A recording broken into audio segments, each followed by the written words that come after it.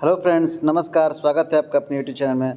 तो फ्रेंड्स, कल हम लोगों ने 2019 का पेपर हम लोग कर रहे हैं और 2019 के इसी क्रम में हम लोग कल हम लोगों ने 30 क्वेश्चन किया था एसएसटी पेपर 2 का। अब हम लोग उसके आगे का 30 क्वेश्चन करेंगे। तो वीडियो काफ़ी लंबा हो जाने के कारण एक ही वीडियो में मैं पूरे 60 क्वेश्चन नहीं करा पा रहा हूँ, तो मैं पार्ट वाइज में करा रहा हूँ। 2 पार्ट में डेली पेपर आपको कराऊँगा। तो वीडियो में लास्ट तक बने रहिएगा और आपको पूरी पेपर इस बार करने को मिलेगी, देखने को मिलेगी। तो क्वेश्चन नंबर 61 से शुरू करते हैं। क्वेश्चन नंबर 61 से शुरू करते हैं। तो पहला क्वेश्चन क्या, 61 क्वेश्चन नंबर क्या है, माने कि आज का पहला क्वेश्चन और आज का कल हम लोगों ने 31 से लेकर 59 60 तक किया था, तो आज 61 नंबर है। ठीक है, तो ए और बी सूची पर विचार कीजिए। सूची ए है विभिन्न प्रकार के ग्रामीण रोजगार हैं और बी है विभिन्न प्रकार के ऋण हैं। उसमें क्या करें कि कृषि श्रमिक क्या करते हैं, स्वास्थ्य और बेमौसम उपभोग करते हैं। बड़ा किसान क्या करते हैं, तो उर्वरक कीटनाशी बीज है। या मध्यम किसान क्या है, तो कृषि संसाधन यंत्र के सरकारी ऋण हैं। ठीक है, और ऋणों के सर्वोचित कारण के आधार पर ये देखिए इसमें ऑप्शन दिया है कि ए बी सी। पहला कि फर्स्ट सेकंड थर्ड है, सेकंड फर्स्ट थर्ड है, या फर्स्ट थर्ड सेकंड है, या थर्ड फर्स्ट सेकंड। तो सबसे पहले इसको हम लोग मिलान करते हैं कि मिलान में इसमें सूची और ए और बी में, सूची ए और बी में क्या है। ठीक है, तो कृषि श्रमिक क्या है, कृषि श्रमिक कैसा होता है, क्या होता है, तो स्वास्थ्य और बेमौसम और उपभोग, तो तीनों इसमें होता है। कृषि श्रमिक का स्वास्थ्य भी हो सकता है, बेमौसम उपभोग भी हो सकता है। ठीक है, तो पहला का तो फर्स्ट ही हो जाएगा। दूसरा क्या करेंगे, बड़ा किसान। तो बड़ा किसान के पास क्या होता है, तो कृषि संसाधन संयंत्र के सरकारी ऋण मिल सकते हैं बड़ा किसान के पास। और तो बी का थर्ड हो जाएगा। और सी क्या है कि मध्यम किसान, तो मध्यम किसान के पास उर्वरक कीटनाशी और बीज होते हैं। तो इस क्वेश्चन का सही जवाब हो जाएगा ऑप्शन नंबर ए का फर्स्ट, बी का थर्ड और सी का सेकेंड। तो यहाँ पे तीसरा ऑप्शन सही हो रहा है। देखिए, ए का फर्स्ट, बी का थर्ड और सी का सेकेंड। तो इस क्वेश्चन का सही जवाब हो जाएगा option number third. Third is the right answer. Clear है। अब हम लोग चलते हैं अगले क्वेश्चन की तरफ। तो अगला क्वेश्चन क्या है, देखते हैं। अगला क्वेश्चन है कि दादन व्यवस्था यानी कि पुटिंग आउट सिस्टम, दादन व्यवस्था को हम लोग पुटिंग आउट सिस्टम कहते हैं। दादन व्यवस्था के अंतर्गत बुनकर और सौदागर के बीच निम्नलिखित में से व्यापार का कौन सा रूप है। ऑप्शन है कि सौदागर से न्यूनतम बोली पर सूत खरीदा जाता है और कपड़ा ऊंची बोली पर बेचा जाता है। दूसरा है कि सौदागर द्वारा सूत बुनकर को बेचा जाता है और बुनकर अपनी खपत के लिए कपड़ा बनाता है। तीसरा है कि सौदागर द्वारा सूत की आपूर्ति बुनकर के लिए की जाती है और तैयार कपड़ा बुनकर से कम कीमत पर वापस खरीदा जाता है। और चौथा है कि बुनकर सूत खुले बाजार से खरीदते हैं और कपड़ा कम कीमत पर सौदागर को बेचते हैं। तो इसमें से कौन सा ऑप्शन सही हो जाएगा। तो दादन व्यवस्था के अंतर्गत सबसे पहले तो आपको जानने की ये बात है कि दादन व्यवस्था के अंतर्गत बुनकर और सौदागर के बीच के व्यापार को ही दादन व्यवस्था कहते हैं। और इस व्यवस्था में बुनकर और सौदागर के बीच में किस प्रकार का व्यापार होता है, तो सौदागर जो होता है, सौदागर सूत बुनकर बेचता है और बुनकर अपनी खपत सौदागर द्वारा सूत की आपूर्ति की जाती है, माफ़ कीजिएगा, सौदागर द्वारा सूत की आपूर्ति की जाती है और सूत की आपूर्ति करने के बाद बुनकर के लिए की जाती है और तैयार कपड़ा बुनकर से कम कीमत पर वापस फिर खरीद लिया जाता है और खरीद कर फिर उसे मार्केट में वो ज़्यादा दाम में बेच देता है। तो इस क्वेश्चन का सही जवाब हो जाएगा option number third. Third is the right answer है। और पहला क्या करेंगे, सौदागर से न्यूनतम बोली पर सूत खरीदा जाता है और कपड़ा ऊंची बोली पर बेचा जाता है, बिल्कुल गलत है। दूसरा भी गलत है, चौथा भी गलत है। तो इस क्वेश्चन का सही जवाब हो जाएगा option number third. Third is the right answer. Clear है। चलते हैं अगले क्वेश्चन की तरफ। क्वेश्चन नंबर 63 है, ए से ई तक के कथनों पर विचार कीजिए और जिसमें टमाटर का केचप उपभोक्ता तक पहुंचाती है बाजार की श्रृंखला को आगे पीछे करके लिखा गया है। ठीक है, और इसमें लिखा गया है और उसमें पहले विचार करना क्या कह रहा है कि सोना पड़ोसी दुकान से टमाटर का केचप ऑर्डर करता है। सोना पड़ोसी दुकान से टमाटर का केचप ऑर्डर करता है। बी क्या कह रहा है कि किसान टमाटर का बीज स्थानीय व्यापार से खरीदता है, इसको क्रम वाइज लगाना है, ठीक है। सी क्या कह रहा है कि थोक विक्रेता व्यापारी सब्जी मंडी में टमाटरों के लिए बोली लगाता है। या डी क्या कह रहा है कि एक छोटे शहर की खाद्य संस्करण आधारित इकाई टमाटरों को खरीदती है। और ई कह रहा है कि विपणन करने वाली कंपनी भंडारों को केचप आपूर्ति करती है। तो इसमें सबसे पहला ऑप्शन क्या होगा और दूसरा क्या होगा, मैंने कि क्रम वाइज लगाना है। तो सबसे पहला क्या होगा, किसान टमाटर का बीज स्थानीय व्यापारी से खरीदता है, सबसे पहले बी आएगा, ठीक है। बी के बाद क्या है, बी के बाद आएगा सी, थोक विक्रेता व्यापारी सब्जी मंडी में टमाटरों के लिए बोली लगाता है। फिर सी के बाद आएगा डी की एक छोटे शहर के खाद्य संस्करण आधारित इकाई टमाटरों की खरीदारी करता है। और इसके बाद ई आएगा कि विपणन करने वाली कंपनी भंडारों को केचप की आपूर्ति करती है। और लास्ट में आता है ए कि सोना पड़ोसी दुकान से टमाटर का केचप ऑर्डर करता है, ठीक है। तो ये बी सी डी ई ए, तो इस क्वेश्चन का सही जवाब जगह option number 1 is the right answer. B C D E A ही इसका सही क्रम होगा, ठीक है। बाजार की श्रृंखला का सही क्रम यही होगा, बी सी डी ई ए, ठीक है। क्लियर है। सबसे पहले किसान टमाटर का बीज स्थानीय व्यापार से खरीदता है, फिर थोक विक्रेता व्यापार सब्जी मंडी में बोली लगाता है टमाटर के लिए, फिर एक छोटे शहर की खाद्य संस्करण आधारित इकाई टमाटर को खरीदती है। और उसके बाद विपणन करने वाली कंपनी भंडार का केचप का आपूर्ति करती है। और लास्ट में सोना पड़ोसी दुकान के से टमाटर का केचप ऑर्डर करती है। सोना नाम की यहाँ पर लड़की की बात हो रही है, ठीक है। तो इसी प्रकार ये चलता है, ठीक है। आगे समझ में। अब हम लोग अगले क्वेश्चन की तरफ चलते हैं। अगला क्वेश्चन क्या है, कोई व्यक्ति जिला जज के न्यायालय द्वारा दिए गए फैसले से असंतुष्ट हुआ है तो अपील प्रणाली के अनुसार वह निम्नलिखित न्यायालयों में से किसमें अपील कर सकता है। ऑप्शन है सत्र न्यायालय में, या उच्चतम न्यायालय में, या उच्च न्यायालय में, या जांच न्यायालय में। तो कोई व्यक्ति जिला जज के न्यायालय द्वारा से असंतुष्ट होता है तो वो कहाँ जा सकता है, तो वो उच्च न्यायालय यानी कि हाई कोर्ट में जा सकता है। कहाँ जा सकता है, अगर लोअर कोर्ट से संतुष्ट होता है, लोअर कोर्ट एलसी से संतुष्ट होता है तो वो एचसी में जाएगा, और एचसी से असंतुष्ट होता है तब उसके बाद वो एससी में जाएगा। तो यहाँ पे फिलहाल लोअर कोर्ट की बात की जा रही है, सत्र न्यायालय की ही बात की जा रही है। तो इस क्वेश्चन का सही जवाब हो जाएगा ऑप्शन नंबर 3 उच्च न्यायालय। क्लियर है। चलते हैं अगले क्वेश्चन की तरफ। अगला क्वेश्चन है, भारतीय संसद पर दिए गए ए और बी कथनों पर विचार कीजिए। क्या कथन है भाई, इसको हम देखते हैं कि भारतीय संसद पे ए और बी कथन क्या क्या है और उसमें क्या कह रहा है, ठीक है। पहला कथन है कि कोई भी राजनीतिक दल जिसके पास लोकसभा में कितने भी संसदीय सदस्य हो वह सरकार बना सकती है। तो कितने भी दल होगा तो सरकार, कितने भी उसके पास लोकसभा में सांसद होंगे तो क्या वह सरकार बना सकती है। दूसरा क्या है कि लोकसभा राज्यसभा राष्ट्रपति संसद के अंग हैं।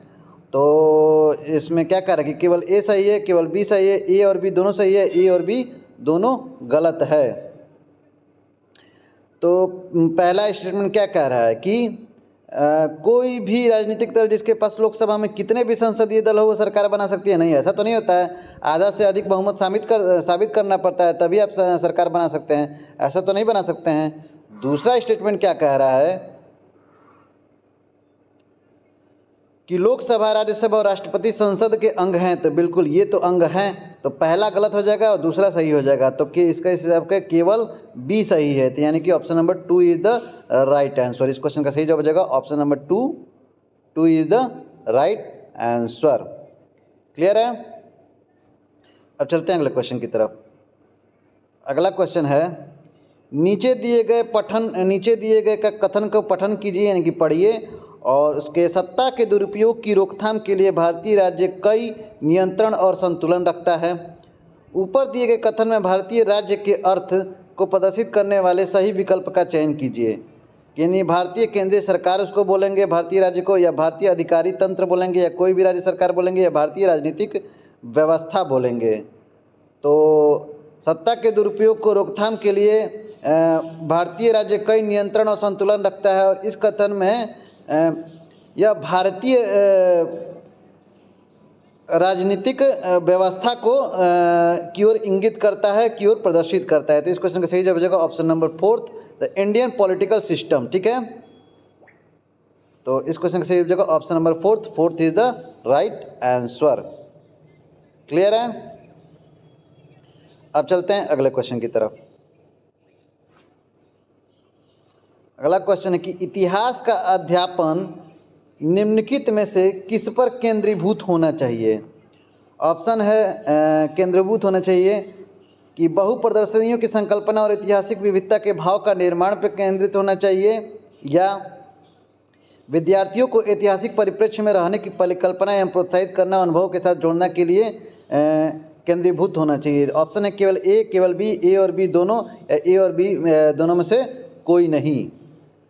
तो इस क्वेश्चन का क्या होगा? केंद्रीभूत बहुप्रदर्शनी की संकल्पना और ऐतिहासिक विविधता के भाव का निर्माण होना चाहिए, तो बिल्कुल होना चाहिए। दूसरा क्या कह रहा है कि विद्यार्थियों को ऐतिहासिक परिप्रेक्ष्य में रहने की परिकल्पना के लिए प्रोत्साहित करना और अनुभव के साथ जोड़ना चाहिए, तो बिल्कुल जोड़ना चाहिए। ऐतिहासिक परिप्रेक्ष्य के साथ जोड़ेंगे तभी तो वो अपनी परिकल्पना को प्रोत्साहित करेगा और आगे तक ले जाएगा। तो इस हिसाब से ये दोनों स्टेटमेंट सही होता है। तो इस क्वेश्चन का सही जवाब होगा option number 3, 3 is the right answer. ठीक है, क्लियर है? अब चलते हैं अगले क्वेश्चन की तरफ। अगला क्वेश्चन क्या कह रहा है? अगला क्वेश्चन है, क्वेश्चन नंबर 68 है, निम्नलिखित कथनों में से 2 कथन गलत है, इन्हें पहचानें। गलत कथन को पहचानना है। पहला क्या कह रहा है कि वैज्ञानिक जांच के प्राकृतिक और भौतिक आधार को सामाजिक विज्ञान में भी प्रयुक्त किया जा सकता है।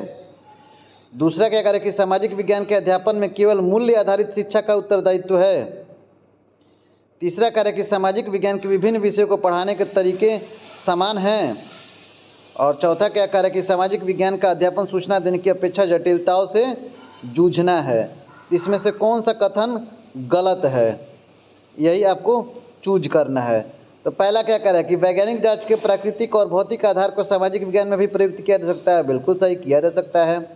दूसरा क्या कह रहा है कि सामाजिक विज्ञान के अध्यापन में केवल मूल्य आधारित शिक्षा का ही उत्तरदायित्व है। यहाँ पर केवल लिख दिया है तो ये गलत हो जाएगा। नहीं, मूल्य आधारित शिक्षा का ही केवल नहीं उत्तर है, बाकी इस चीज़ का भी शिक्षा का दायित्व है। तो ये स्टेटमेंट तो ऐसे ही गलत हो जाता है। सी क्या कह रहा है कि सामाजिक विज्ञान के विभिन्न विषयों को पढ़ाने के तरीके समान हैं, बिल्कुल गलत। सभी विषयों को एक ही तरीके से आप पढ़ा सकते हैं? नहीं, ऐसा नहीं कर सकते हैं। तो ये आपका सही जवाब निकल के आ जाएगा option number B and C is the right answer. B and C माने कि दोनों स्टेटमेंट गलत है, यहाँ पर गलत की पहचान कर रहा है। चौथा कार्य कि सामाजिक विज्ञान का अध्यापन सूचना देने की अपेक्षा जटिलताओं से जूझना है, तो डी तो ऐसे ही सही हो गया। तो इस क्वेश्चन का सही जवाब हो जाएगा option number 2, 2 is the right answer. Clear है? अब चलते हैं अगले क्वेश्चन की तरफ। तो क्वेश्चन नंबर 69 है। 69 क्या कह रहा है कि एक सामाजिक विज्ञान के अध्यापक या अध्यापिका का निम्न में से कौन सा लक्ष्य होना चाहिए? कंठस्थ कराना, या सापेक्ष महत्व का निर्माण करना यानी कि बिल्डिंग पर्सपेक्टिव, या पाठ्यचर्या को पूर्ण कराना, सिलेबस कंप्लीशन, या परीक्षा को उत्तीर्ण करना, या पासिंग द एग्जामिनेशन। तो सामाजिक विज्ञान के अध्यापक या अध्यापिका को क्या लक्ष्य होना चाहिए? तो कंठस्थ कराना, खाली याद करा देना ही लक्ष्य होना चाहिए, बिल्कुल गलत, ये भी नहीं होगा। तीसरा क्या करें कि पाठ्यचर्या को, सिलेबस को पूरा करा देना, यही लक्ष्य होना चाहिए। या चौथा करें कि परीक्षा को उत्तीर्ण करा देना, ये भी नहीं।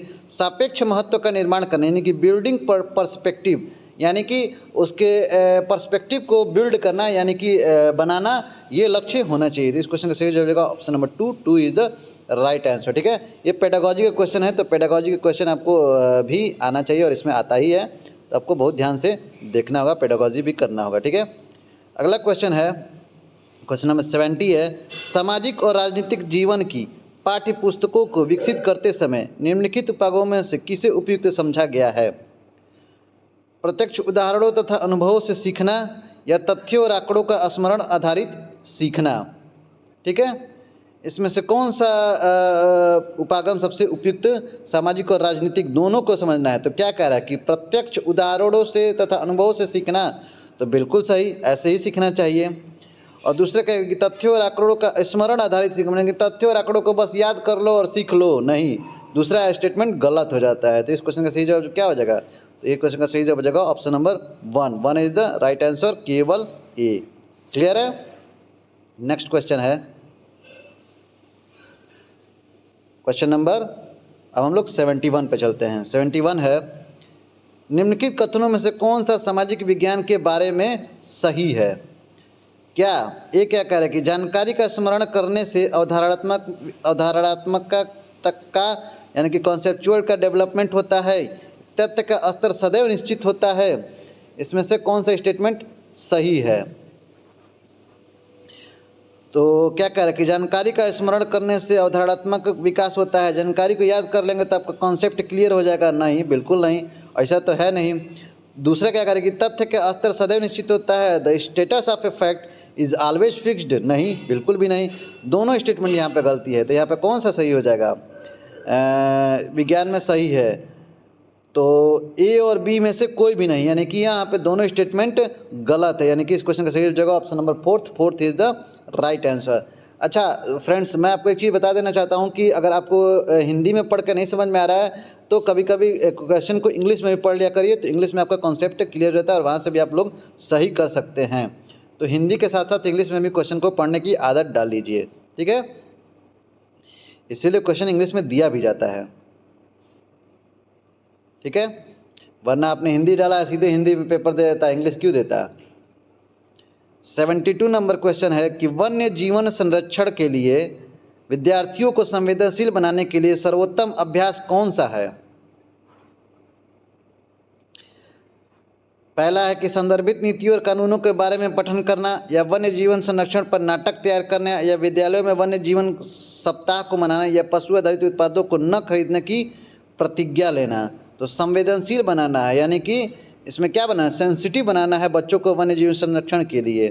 तो इसमें क्या हो जाएगा? कौन सा सही स्टेटमेंट होगा कि संदर्भ नीतियों और कानूनों के बारे में पठन कर देने से आप संवेदनशील बन जाएंगे? नहीं, बिल्कुल गलत।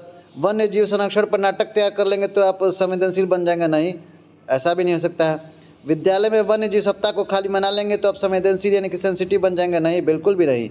पशु आधारित उत्पादों को न खरीदने की प्रतिज्ञा लेने की, प्लेडिंग the not two by animal based product, ठीक है? इससे आप संवेदनशील यानी कि सेंसिटिव बन सकते हैं। तो इस क्वेश्चन का सही जवाब हो जाएगा option number fourth is the right answer. Clear है?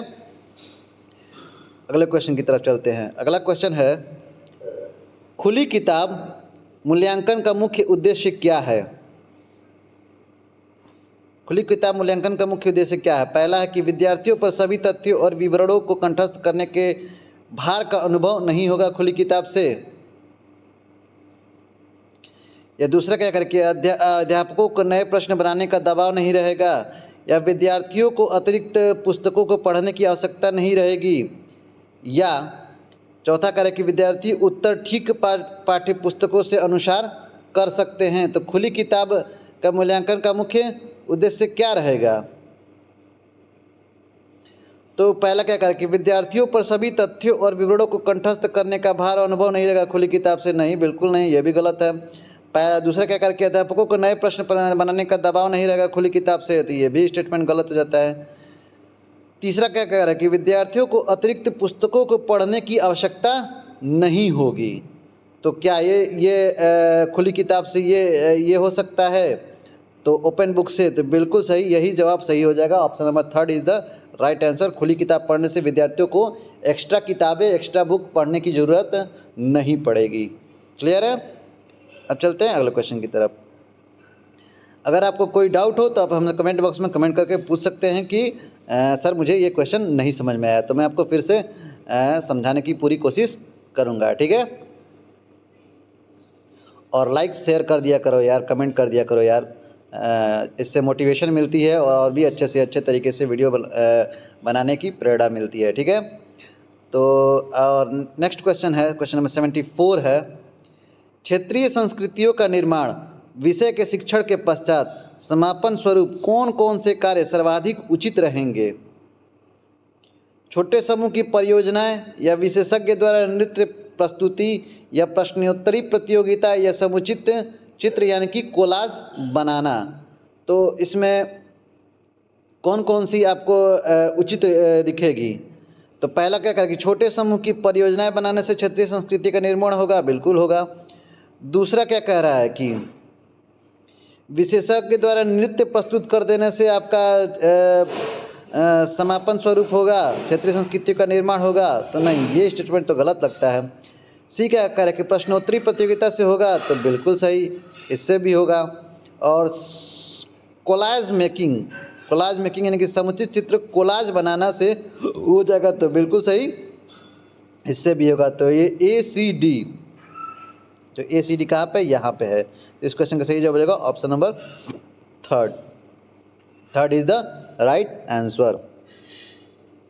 क्लियर है। अब नेक्स्ट क्वेश्चन है, कल्पना कीजिए कि आपको एक साम्राज्य वंशागत मिला है, ठीक है। आप अपने साम्राज्य का किस प्रकार अस्थायी और संपन्न बना सकेंगे। ऊपर दिए गए प्रश्न के संदर्भ में एक अध्यापक के रूप में आप विद्यार्थियों को जांचते वक्त किस कुशलता पर बल देंगे। अनुभव की तुलना करेंगे यानी कि कंपेयरिंग एक्सपीरियंस, विश्लेषण करने की क्षमता को जांचेंगे यानी कि एबिलिटी टू एनालाइज, या परिस्थितियों की अनुमान एवं निष्कर्ष की क्षमता को मापेंगे यानी कि infer to extrapolate from the situation, and तर्क करने की क्षमता यानी कि एबिलिटी टू रीजन की क्षमता को मापेंगे जांचेंगे। तो क्या अनुभव की तुलना की को आप मापेंगे कि इसका अनुभव कैसा है, तो नहीं, ऐसा तो नहीं हो सकता है। दूसरा कह रहा है कि विश्लेषण करने की क्षमता, खाली उसको विश्लेषण के किस तरह एनालाइज कर रहा है उसको क्षमता का नापेंगे, नहीं। तीसरा क्या कहेगा कि परिस्थितियों का अनुमान एवं निष्कर्ष निकालने का यानी कि infer and extrapolate from the situation, इसको मापेंगे, तो बिल्कुल सही, या इसी को मापेंगे। इस क्वेश्चन का सही जवाब जाएगा option number third is the right answer, ठीक है। क्लियर है। अब चलते हैं अगले क्वेश्चन की तरफ। आदिवासी विषयक परिचय कराने के लिए सर्वोत्तम सम्मानजनक नीति क्या होगी। उन्हें संपन्न और शक्तिशाली वनवासी के रूप में चित्रित करना या उनका रंगीन वेशभूषा को प्रदर्शित करना, नहीं नहीं, ऐसा तो होगा नहीं। सी क्या करे कि जनजातीय गानों और नृत्यों को पर्दे पर दिखाना, बिल्कुल नहीं, ये भी सम्मानजनक नहीं होगी। उनके आदिम और देहाती भूतकाल पर चर्चा करना, ये भी नहीं होगी। देहाती तो ऐसी देहाती क्या, कितने देहाती हैं आदिवासी, इस पर चर्चा करेंगे तो ये भी उनको सम्मानजनक नहीं होगी। पहला स्टेटमेंट क्या करे कि उन्हें संपन्न और शक्तिशाली वनवासी के रूप में चित्रित करना, बिल्कुल। Portraying them as rich and powerful forest people के रूप में आप लोग उन्हें परिचय कराएंगे तो उनको ही सबसे ज़्यादा सम्मानजनक, सर्वोत्तम सम्मानजनक नीति होगी। तो इस क्वेश्चन का सही जवाब हो जाएगा option number one is the right answer. Clear है। क्वेश्चन नंबर 79 है कि विद्यार्थियों के साथ एक छोटे समूह में योजना बनाते समय निम्न में से किस पर अधिक बल देना चाहिए। एक चुनौतीपूर्ण कार्य की रचना करनी चाहिए, तो to create a challenging task, तो बिल्कुल सही, ऐसा करना चाहिए। दूसरा क्या करें कि विद्यार्थियों के साथ काम करना सीखना चाहिए, to teach student to work together, बिल्कुल सही। और समूहों का विचारपूर्वक चयन करना चाहिए कि to select the group thoughtfully, तो बिल्कुल ऐसा नहीं है कि एक समूह में तेज बच्चों को डाल दे, एक समूह में कमजोर बच्चों को डाल दे, नहीं। समूहों का विचारपूर्वक चयन कि एक समूह में तेज, मध्यम और कमजोर वर्ग के तीनों प्रकार के बच्चे डालना चाहिए, और ऐसी प्रकार के ग्रुप्स बनाना चाहिए, समूह बनाना चाहिए, ताकि सभी बच्चों का एक दूसरे के साथ हेल्प मिल सके और दूसरे के साथ सीख सके। और चौथा ऑप्शन क्या करेंगे, कार्य की पूर्ति करनी चाहिए। खाली कंप्लीशन ऑफ टास्क कर देंगे तो आपको ऐसा काम आपका हो जाएगा, तो नहीं, बिल्कुल नहीं। डी ऑप्शन यहाँ पर गलत हो जाता है, तो इस क्वेश्चन का सही जवाब हो जाएगा ऑप्शन नंबर ABC, तो 1 is the right answer. ABC तीनों स्टेटमेंट गलत है, बाकी डी स्टेटमेंट इज द चौथा स्टेटमेंट गलत है, ठीक है। और पहला, दूसरा और तीसरा सही है, ठीक है। अगला क्वेश्चन है, सामाजिक विज्ञान के अध्ययन के संदर्भ में निम्नलिखित में से कौन सा कथन सही है। ए, समस्याओं के क्रमबद्ध विश्लेषण करने में मदद करता है। बी, विद्यार्थी बड़े होंगे और अपने आप जानकारी ढूंढ लेंगे, नहीं है, तो ऐसे ही गलत हो गया। सी क्या करके समझने की अपेक्षा विषय की विस्तृत जानकारी पर बल होना चाहिए, तो नहीं, ये भी स्टेटमेंट आपका सही नहीं होता है। और दूसरा क्या कह रहा है कि दी गई जानकारी के साथ संवेदनशीलता और जिज्ञासा पैदा करना चाहिए, तो बिल्कुल सही। चौथा स्टेटमेंट गलत है। और पहला क्या कह कि समस्याओं के क्रमबद्ध विश्लेषण में मदद करना चाहिए, तो इसमें ए और डी स्टेटमेंट सही है, बाकी बी और सी गलत है। तो इस क्वेश्चन का सही जवाब हो जाएगा option number 2 is the right answer, A and D. Clear है। अब चलते हैं अगले क्वेश्चन की तरफ। अगला क्वेश्चन है, निम्नलिखित में से किसके लेखन को प्राथमिक स्रोत के रूप में माना नहीं जा सकता है। मुजफ्फर आलम के या अबुल फजल के या राम सुंदरी देवी के या जियाउद्दीन बरनी के। तो जो मुजफ्फर आलम का जो लेखन है वो उसको प्राथमिक स्रोत नहीं माना सकता है, क्योंकि मुजफ्फर आलम कॉपी करके द्वितीयक स्रोत माने जा सकते हैं। बाकी अबुल फजल और राम सुंदरी देवी और जियाउद्दीन बरनी इन्होंने अपनी अपनी किताबें लिखी हैं, तो ये प्राथमिक स्रोत हो सकते हैं। और ये मुजफ्फर आलम है, यही प्राथमिक स्रोत नहीं है, द्वितीयक स्रोत हैं। तो इस क्वेश्चन का सही जवाब हो जाएगा option number 1 is the right answer. Clear है? अब चलते हैं अगले क्वेश्चन की तरफ। अगला क्वेश्चन है, यदि आपको प्राचीन भारतीय इतिहास पढ़ाना प्रारंभ करना है तो निम्नलिखित स्रोतों में से किस स्रोत का प्रयुक्त करना गलत होगा? प्राचीन भारतीय इतिहास पढ़ाना के गुफा चित्रकारी पढ़ाएंगे, केव पेंटिंग तो आपका सही होगा, या लघु चित्रकारी यानी मिनिएचर पेंटिंग, या शिलालेख यानी कि इंस्क्रिप्शन, या मैन्युस्क्रिप्ट्स यानी कि हस्तलिपियाँ। तो इसमें गलत पूछ रहा है, तो गुफा चित्रकारी पढ़ाएंगे तो बहुत सही होगा, और शिलालेख से यानी कि इंस्क्रिप्शन से भी पढ़ाएंगे तो बहुत ही सही होगा, और हस्तलिपि यानी कि पांडुलिपियों से मैन्युस्क्रिप्ट से पढ़ाएंगे तो बिल्कुल सही होगा। इसमें से गलत कौन सा पूछा कि मिनिएचर पेंटिंग यानी कि लघु चित्रकारी को पढ़ाएंगे, तो ये बिल्कुल गलत हो जाएगा प्राथमिक भारतीय इतिहास को पढ़ाने के लिए, प्राचीन भारतीय इतिहास को। तो इस क्वेश्चन का सही हो जाएगा option number 2 is the right answer. Miniature painting को से पढ़ाने से प्राचीन भारतीय इतिहास का प्रयोग करना बहुत ही गलत साबित हो जाएगा। ठीक है, नेक्स्ट क्वेश्चन है, विज्ञापन की विषय वस्तु पर चर्चा करते समय सामाजिक विज्ञान के अध्यापिका द्वारा निम्न में से कौन से उप विषय वस्तुओं पर आलोचनात्मक चर्चा कर सकते हैं? ए क्या कह रहा है कि व्यक्तिगत भावनाओं के प्रति अपील, या बी कह रहा है कि समता के मुद्दे। तो इसमें क्या आप सही जवाब हो जाएगा कि विज्ञापन की विषय वस्तु पर चर्चा करते समय सामाजिक विज्ञान के अध्यापन द्वारा निम्न में से कौन सी उप विषय वस्तु पर आलोचनात्मक चर्चा से कर सकते हैं? व्यक्तिगत भावनाओं के प्रति अपील को आप चर्चा कर सकते हैं, तो बिल्कुल कर सकते हैं। और समता के मुद्दे यानी कि इशू ऑफ इक्वालिटी, तो इस पर क्या आप लोग चर्चा कर सकते हैं? तो बिल्कुल इस पर भी हम लोग चर्चा कर सकते हैं। तो ये दोनों स्टेटमेंट इसका सही होता है, तो ए और बी दोनों सही है। तो इस क्वेश्चन का सही जवाब हो जाएगा option number 4 is the right answer. Clear है? अब चलते हैं अगले क्वेश्चन की तरफ। क्वेश्चन नंबर 84 है, भू उपयोग प्रतिरूप के परिवर्तन के उत्तरदायी कुछ और कारणों पर चर्चा करिए। ऊपर दिए गए प्रश्न के संदर्भ में एक सामाजिक विज्ञान के अध्यापक के रूप में आप विद्यार्थियों को किस कुशलता का मूल्यांकन करेंगे? वर्गीकरण करने के यानी क्लासिफाइंग को, या सामान्यीकरण यानी कि जनरलाइजिंग को, या परिणाम निकालना यानी कि इन्फरिंग को, या परिकल्पना करना यानी कि हाइपोथेसिसिंग को। तो भू उपयोग के प्रतिरूप के परिवर्तन के लिए प्रतिरूप पर चर्चा करने के लिए आप सामाजिक विज्ञान के अध्यापक के रूप में किस कुशलता का विद्यार्थियों का मूल्यांकन करेंगे? तो वह परिकल्पना करने का यानी कि हाइपोथेसिसिंग, वो किस लेवल तक परिकल्पना कर सक रहा है, सोच सक रहा है, इस पे हम लोग मूल्यांकन करेंगे। तो इस क्वेश्चन का सही जवाब हो जाएगा option number 4 is the right answer. मैं इस क्वेश्चन का डायरेक्ट आंसर बता दिया हूँ आपको, ठीक है, ज़्यादा बिना एक्सप्लेन किए हुए भी। ठीक है, तो कुछ ऐसे टॉपिक है जिसको ज़्यादा एक्सप्लेन करने की जरूरत नहीं है, उसको डायरेक्ट भी आप बता सकते हैं। ठीक है, नेक्स्ट क्वेश्चन है, प्राकृतिक वनस्पति और वन्य जीवन विषय वस्तु से छात्रों को परिचित कराने के लिए सर्वोत्तम शैक्षणिक विधि क्या होगी? प्राकृतिक वनस्पति यानी कि नेचुरल वेजिटेशन एंड वन्य जीवन यानी कि वाइल्ड लाइफ को विषय वस्तु से छात्रों को परिचित करने के लिए सबसे उपयुक्तम शैक्षणिक विधि क्या होगी? विषय वस्तु पर डॉक्यूमेंट्री फिल्म दिखा देना। क्या डॉक्यूमेंट्री फिल्म दिखा देने से आपको हो जाएगा? नहीं, ऐसा तो नहीं होगा।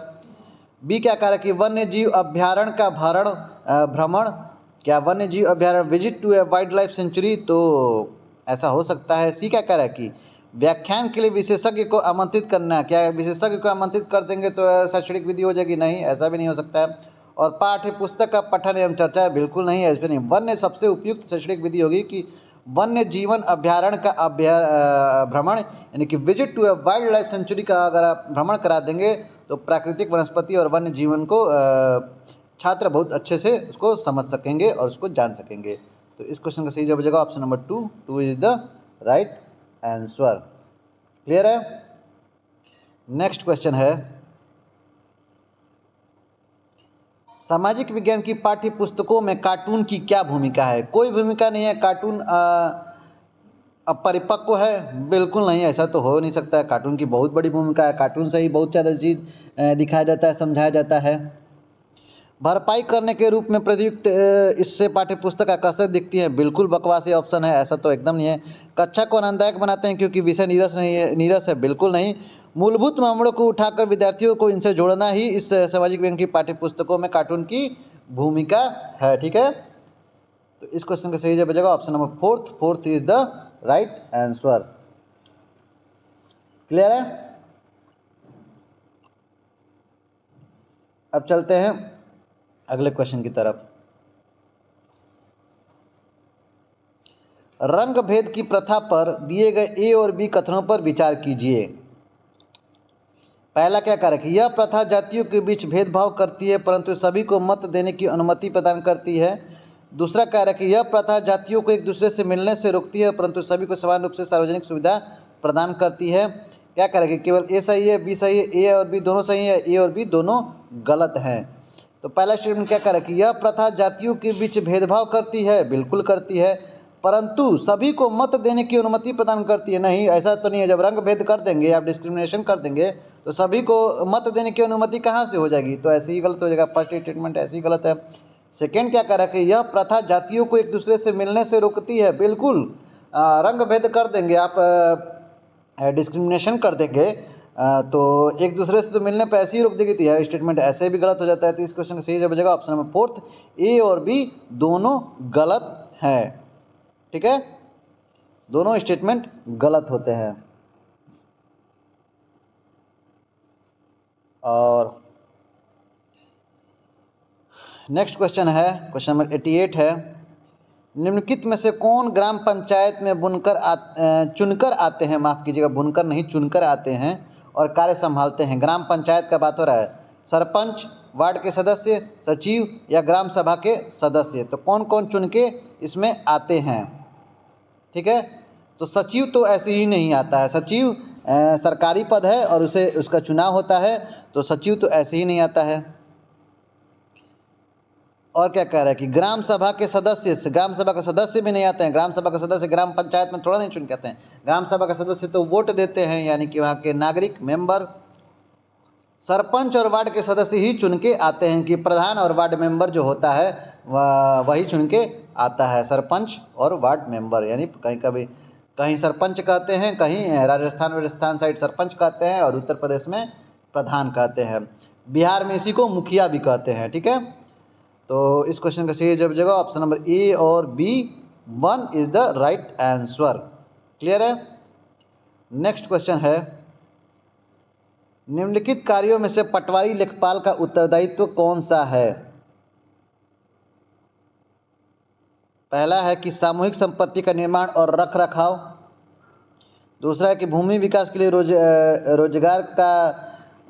रोजगार योजनाओं को लागू करना। या सी है कि शिकायतों की जांच पड़ताल के द्वारा भूमि संबंधी विवादों को रोकना।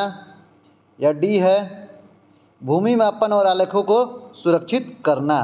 तो पटवारी लेखपाल का क्या काम है? भूमि मापन और आलेखों को सुरक्षित रखना ही पटवारी का काम है। विवादों को रोकना, जांच करना, ये सब तहसीलदार का काम है। और भूमि विकास के योजनाओं को लागू करना भी ये प्रधान और सीडीओ, डीएम ये सबका काम है। ठीक है, तो फिलहाल इस क्वेश्चन का सही जवाब बचेगा option number fourth is the right answer. Clear है? और आज का हमारा लास्ट क्वेश्चन है, निम्नलिखित कथनों में से कौन सा कथन स्थानीय शहरी प्रशासन के कार्य में संदर्भ में सही है? पहला है कि नगर निगम का आयुक्त वर्ष का बजट बनाता है और निर्णय लेता है। दूसरा है कि वार्ड के पार्षदों द्वारा आयुक्त चुना जाता है और उसे रिपोर्ट करता है। तीसरा कह रहा है कि शासन के मामलों में हल के लिए वार्ड पार्षदों की समितियां बनती हैं। या चौथा कह रहा है कि वार्ड पार्षदों का सरपंच मुखिया होता है। तो वार्ड पार्षदों का सरपंच मुखिया नहीं होता है। ठीक है, ऐसे ही गलत हो गया। पहला कह रहा है कि नगर निगम का आयुक्त वर्ष का बजट बनाता है, निर्णय लेता है। नहीं, बजट तो नगर निगम का आयुक्त नहीं बनाता है, कमिश्नर नहीं बनाता है, नगर निगम का अध्यक्ष बनाता है बजट। दूसरा क्या कह रहा है कि वार्ड के पार्षदों द्वारा आयुक्त चुना जाता है और उसे रिपोर्ट करता है, नहीं ये भी नहीं होता है। तीसरा क्या कह रहा है कि शासन के मामलों में हल के लिए वार्ड पार्षदों की समितियां बनती हैं, यही होता है वार्ड स्थानीय शहरी प्रशासन में। ठीक है, तो इस क्वेश्चन का सही जवाब हो जाएगा option number third is the right answer. Clear है?